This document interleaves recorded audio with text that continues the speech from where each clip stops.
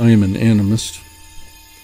I know that everything has a spiritual essence, that not just people have spirit, but all animals, all plants, all nature, all matter, all light, all sounds, all symbols, all speech.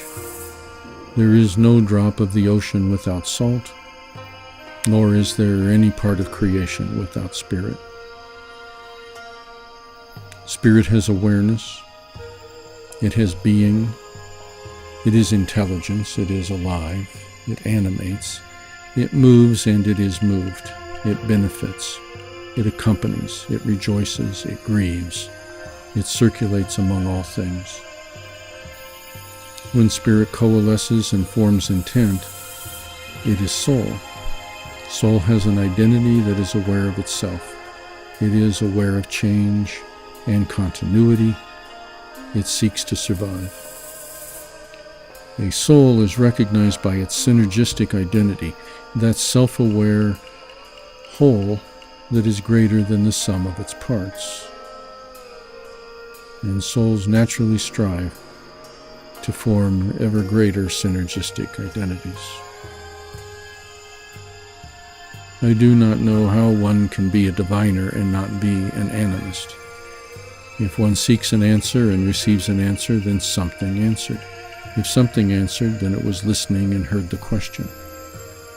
It took the question in and placed it within a context of other circumstances.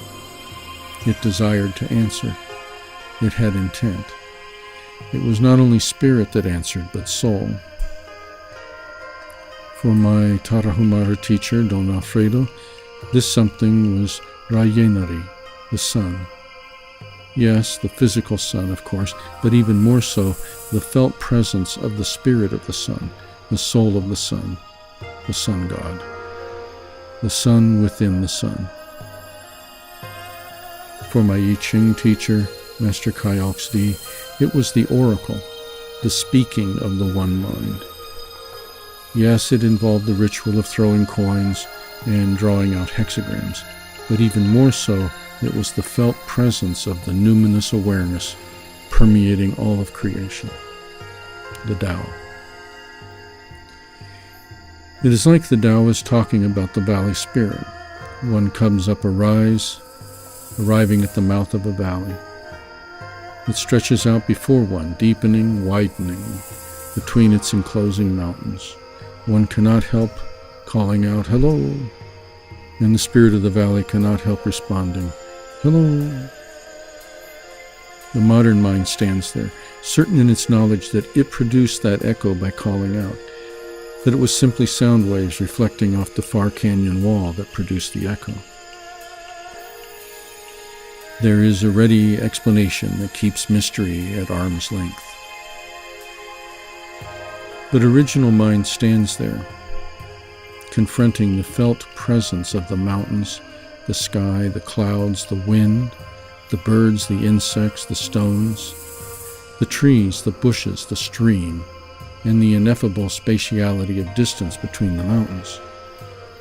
Confronting the spirit of all these things, confronting the soul of the valley, a whole greater than the sum of its parts, and responding with awe. Do you see? Awe arises naturally and spontaneously in the heart of original mind. Awe is the mind's echo to circumstances. It cannot help but call out in greeting, "Hello."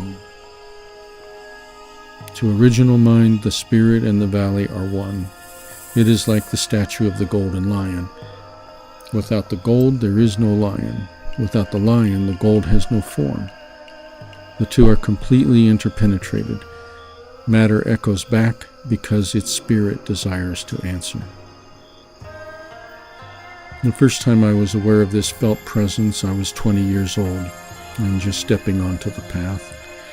I had already had several profound spiritual experiences that had opened my heart-mind to the great mystery.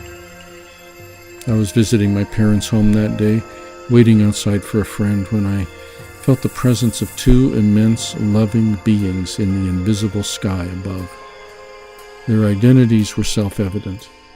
It was the masculine creative being and the feminine creative being, and their relationship was equally self-evident.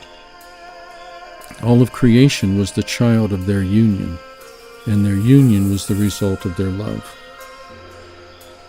All this flooded into my awareness in an instant, as in a dream where you know the emotions and intentions of other figures in the dream.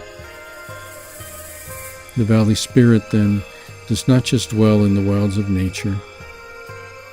Every city has a spirit, a soul. Human civilization is no less a part of nature than a thunderstorm or anthill.